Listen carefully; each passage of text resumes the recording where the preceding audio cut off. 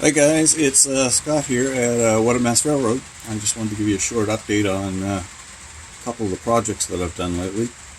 One of them there is a second wind turbine. So now I've two printed. The one that I first printed way in the back seems to be having a motor issue. Keeps jamming up, so I got to figure out what that is. And the other thing I started to do was add another piece into the layout. Right now it's just a work collection area. It'll stay there for a bit until I figure out exactly how I'm going to lay things out here. I just thought I'd get it in and try to get some stuff off the layout, but it didn't work out too well because apparently I got more junk than what I need. And yeah, the other thing I was doing was working on the future extension of the layout. I put in a switch to install the track here. Move this ballast out of the way.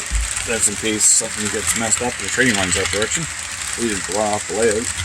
So yeah, I basically printed this tunnel opening on a 3D printer, but I realized I made it a little too short and I had to build a base for it.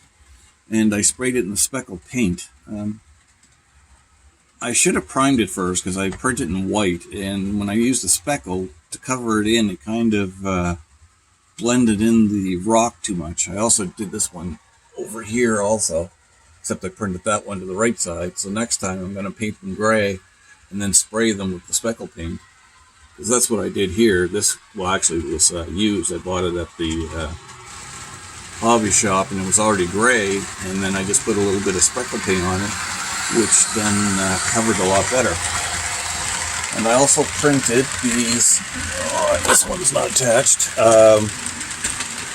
tunnels, I guess, yeah, I just call them tunnels.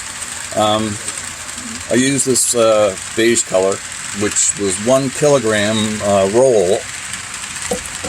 So that printed all that over there, partial there, and the one from there to there. I took one roll and took about, 3 days to print, I think it was. I think it was 4 days total to print all the tunnels and the two openings. It's great to print, but it does definitely take a long time.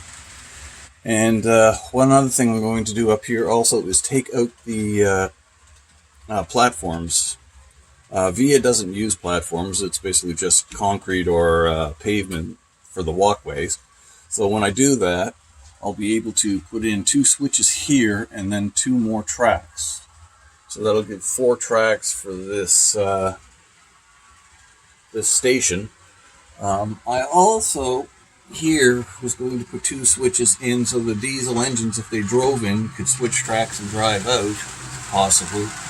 Not sure if I'm going to keep those there or not, but I may. I'll see what happens.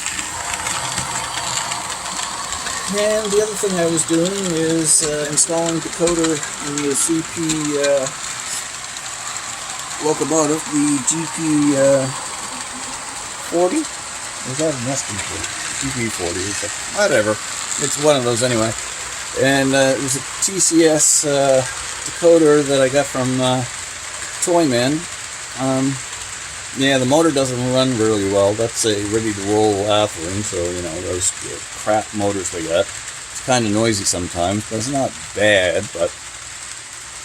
And I was trying to speed match it with the CN that was also on there, which is a Tsunami 1 from, and that's a Genesis.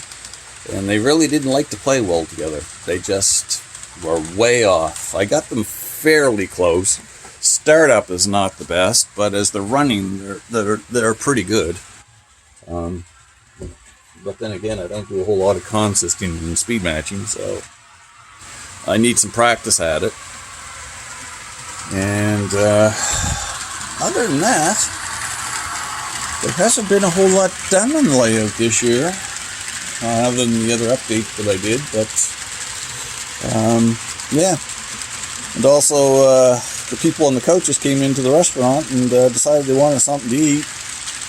Can't get a car in here edgewise for all these bloody coaches. I don't know. V has really got to do something about their, taking up space.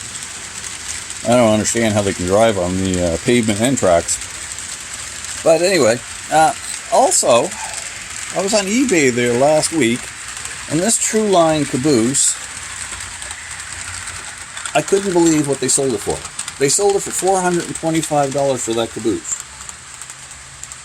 I thought that was crazy. But hey, I guess if you're willing to pay it. And there was another one, I believe, for $300 and some. That, I guess, is gone. So, sometimes I wonder if I should sell it or keep it. But anyway, guys, I'm going to start rambling here. So for now, this is Scott on the What a Mess Railroad, and we'll talk to you later. Bye.